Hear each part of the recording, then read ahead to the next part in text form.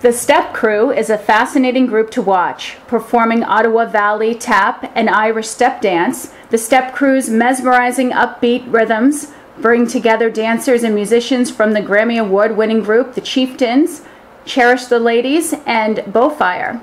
They are currently on tour and will return to perform at the 12th annual WGBH Christmas Celtic Sojourn with radio host Brian O'Donovan Friday, December 12th and 19th, Saturday, December 13th and 20th, and Sunday, December 14th and 21st. Every year's WGBH Christmas Celtic Sojourn travels to Worcester, New Bedford, Rockport, and Boston. Visit WGBH.org for more information and learn more about the Stepcrew at stepcrew.com. I'm Jeanne Denizard, and I'm honored to speak with Stepcrew dancer Cara Butler. Hi, how are you? Good. Great to talk to you. Great to be heard. Really, I'm very excited about this year's Celtic Christmas Sojourn. Yes, I am too. I've seen you perform at the Christmas Celtic Sojourn, and you guys were fantastic. Thank you so much. Watching you perform, I wanted to ask you a little bit about a particular dance that you did called the chair dance. Yes, that is a French-Canadian style of dancing where we sit down and we create the rhythms with just our feet. But we do also have John Pulaski, who is the fiddler in the show. He plays the tune and dances as well on the chairs. I just can't believe that you can perform and play the instrument at the same time. That must have taken a long time to perfect. It does take a long time to perfect. I do believe, not being a fiddler myself, but speaking to John about this, when you're sitting down and dancing, it's a little bit easier than actually standing up and dancing and fiddling at the same time. But there is a lot of intricate moves that go on, and even though you are sitting, it's quite difficult. It's very hard on the thighs. You have to do it over and over again in order to get the strength going, because you don't use those muscles when you're actually upright as opposed to sitting down. So it's a totally different style of dance, and it's great because it just adds another element to the show that we didn't have already. So now it's kind of like 4 different styles that we have going on. And that's a little preview to what's in store at Christmas Celtic Sojourn this year. That's correct. This year myself, I am the Irish dancer, and Nathan Pulaski, who is the Ottawa Valley step dancer, will be joining, and we're very excited. Okay, well, I wanted to go back to some of your roots. Did you always know you were going to be a dancer? And what was that journey like for you? I kind of did. Basically, my mother is born, she was from Mayo, Ballyhaunis, County Mayo, Ireland. And she immigrated when she was about 17 years old, got married, had 3 children, and my older sister, Jeanne, she started doing ballet and tap at a very young age. There just happened to be a sign on the bulletin board saying Irish dance class is being given up the road by legendary teacher Donnie Golden. And, wow. You know, my sister was very good in dance, so my mother thought, oh, let me just throw her in this and see what happens. And I had to kind of tag along and just be there and wait for my sister. And while I was in the class, even though I was sitting down, I couldn't stop moving. I couldn't wait to start, but I was too young at the time. When I finally was old enough, you know, my mother put me in, and the rest is really history. I can't remember any time in my life where I wasn't dancing. And was it always step dancing, or did you explore other avenues? I did explore a little bit. I did a little bit of modern dance when I was taking college courses, but it really was always just Irish. That was my heart and soul. And obviously now, since we've formed the Stepcrew, I have experience a little bit in tap and Ottawa Valley step dancing, which is the collaboration. I met John and Nathan Pulaski touring with the Chieftains. So as far as you as a dancer, you told me that the step dance is your heart and soul. What inspires you to dance? The music, always. If I hear a tune and it touches me in a way and I just can't stop, I can't help myself. There's just a love of the tune and the rhythm and the timing of Irish tunes. And actually, world music, if it's got a great beat, I'm going to move to it. And was there a moment where you said, this is what I want to do, this is it? I don't know if it was a particular moment. I started touring very early. I was still in high school when the Chieftains asked me to go and do a concert with them. And I remember being very excited by the whole idea and also the nervousness of touring with the Chieftains and doing a show of that caliber. After my first concert, it's like a drug. When you're on stage, there is such an energy between you and the audience and you and the musicians that it just kind of takes over, and I couldn't wait till the next time, and then I started touring with them more, and then I was asked to tour with other bands as well, and here I am 22 years later. And the Stepcrew is currently touring. The Stepcrew is currently touring. That is my own show that I started with John and Nathan Pulaski. I think we formed in 2007, I would say.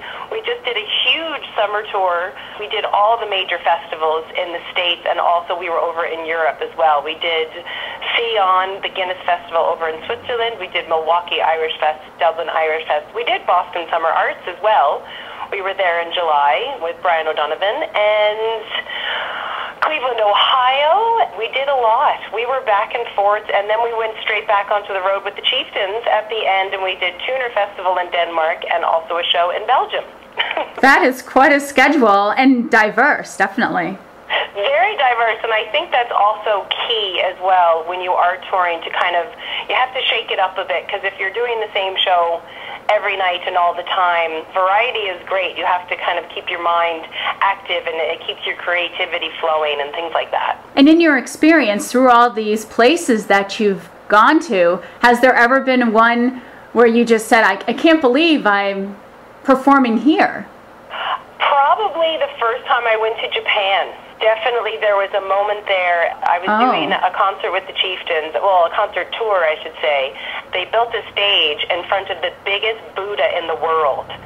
It was in Kyoto, and it was called the Great Music Experience. And I was there with the Chieftains and the likes of Bob Dylan and In Excess, and it was a world music concert, and it was absolutely just mind-blowing. I think I was 19 years old at the time, 18 or 19, and I just said, oh my goodness, how did I get here? Oh, that's fantastic. It was amazing. It really was. So we were talking about the chair dance, about the performance that you did with the Christmas Celtic Sojourn. When you perform particular dances, is there some that are more challenging for you than others? You said that the chair dance was particularly tricky, let's just say. I think if you take yourself outside of your comfort zone, which to me would be Irish dancing, that's my comfort zone. That's what I know. That's what I love. I've been doing it since I was 6 years old.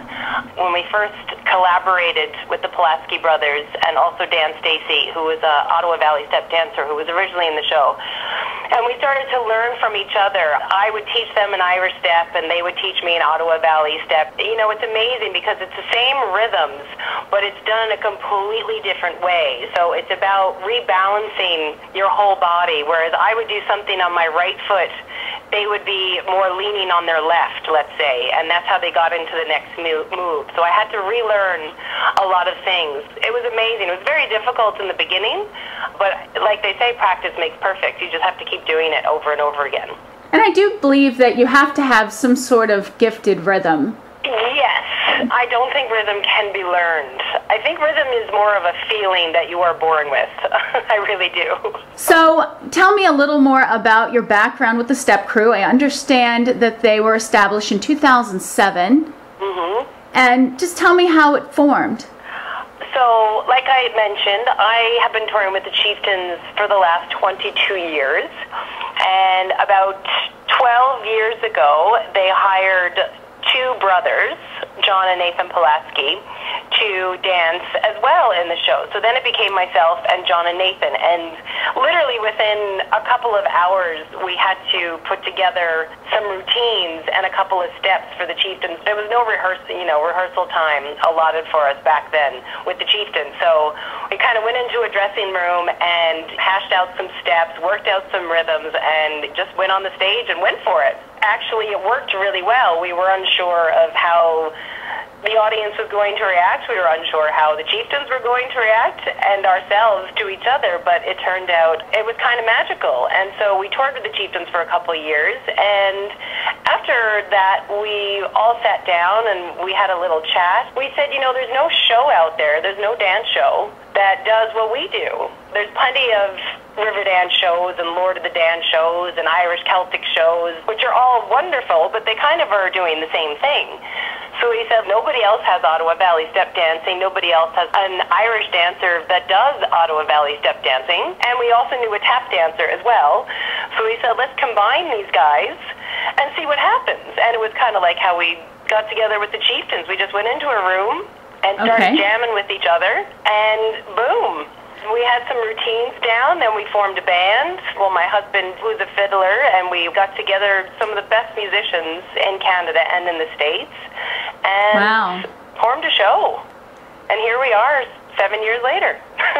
And so how did you make your way to the Christmas Celtic Sojourn? Were you called, or how did it work?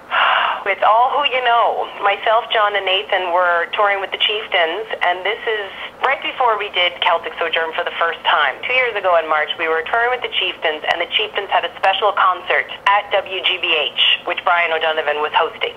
So we went to the studios there. We did the concert, and that is the first time I met Brian in person. We knew of each other in the scene, in the entertainment scene, in the Celtic scene, but I had never met him before. And we met that day, and after the concert, we started talking about the possibilities of Celtic Sojourn, Christmas Celtic Sojourn. What I love so much about Christmas Celtic Sojourn is there's a wealth of thrilling moments as well as quiet, spiritual moments. It's a wonderful show. So I really am so excited that we are doing it again. It's very moving. It gets you in the spirit of Christmas. What Brian has done as far as bringing all these amazing musicians together and dancers together who, for the most part of the year, do not see each other. I happen to know Seamus Egan and Winnie Horan for years just from the New York scene, and I've danced with Solace before, so I do know them for a long, long time. But most musicians you're meeting for the first time. And just the whole kind of collaborative effort that goes into it, and everybody is so giving and warm and willing to learn and willing to play off each other. It's quite a unique experience, and you become a family after those couple of weeks, and you never want it to end. Brian O'Donovan, he really does add that warmth to it as the host. And Lindsay, his amazing and beautiful wife. I mean, Lindsay is so talented in her own right, and the two of them, they're so nurturing, and they take such good care of us, but they're performing at the same time, so they're doing so much. It's quite amazing, and I'm so happy that this show has been so successful for them. And what I love about Christmas Celtic Sojourn is it's like a little tour in itself. I mean, you'll be going to Boston, and then you'll be headed over to Rockport and New Bedford. Yes. It honestly is the best of both worlds, because you get to tour, but you also get to stay in the same hotel for more than one night. You get to stay in the same hotel actually for over 2 weeks, which is unheard of in the touring world.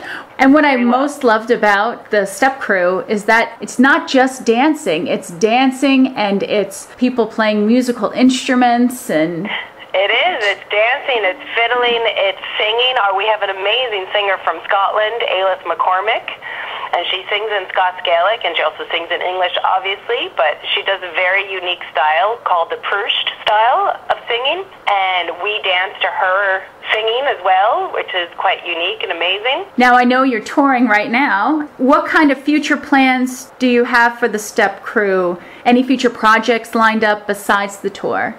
Yes, we have a very interesting 2015 coming up for us. We're doing a 5-week tour in the States. Oh, that's fantastic. I interviewed Brian O'Donovan a couple of times, and one of the things we talked about was about the holiday season and what we look forward to in the holiday season. So my last question to you would be, what do you look forward to most about the holidays? I look forward to, especially this year, that I'm going to be able to spend it with my musical family, which would be Brian and Lindsay and Seamus and Winnie and the gang from Solace, and obviously my brother-in-law, Nathan Pulaski, but also my family can travel up from New York and see the show as well and spend it with us, and then I'm going to go home to New York and be able to spend it with my real family. I get the best of both worlds this year. Oh, great. Sounds like an exciting future. 2015, yay! Yay, 2015.